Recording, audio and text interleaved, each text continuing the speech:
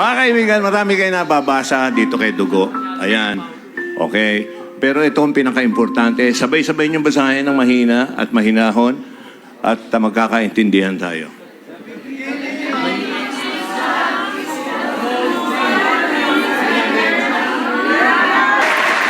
Ibig sabihin, pag ginamit niyo yung utak niyo, hinalo-haluin niyo pa, tatalino kayo, magkakaroon kayo ng wisdom.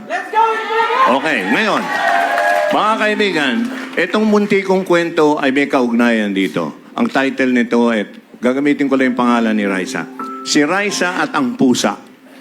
Ang ganda po yan. Ako ay storytelling ako eh. Si Raisa at ang Pusa. Once upon a time, nag-usap si Raisa at ang Pusa. Ang sabi ni Raisa, "Hoy pusa, ano pangalan mo?" Sumagot ang pusa. Ang sabi ng pusa, "Wala." Sabi ni Raisa, "Ano? Wala kayong pangalan? Ako, Raisa. Ikaw, walang pangalan?" Ito ang sagot ng pusa, "Oo naman.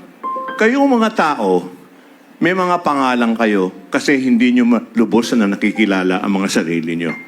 Yun ang sabi niya. Kaming mga pusa, alam namin kung ano kami. So, nakuha niyo yung aral?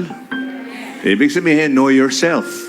Kaya kami, mga kaibigan, katulad nyo, kami mga Dabarkads, kahit saan kami mapunta, kilala namin kayo at kilala nyo kami, kahit ano pa ang pangalan namin.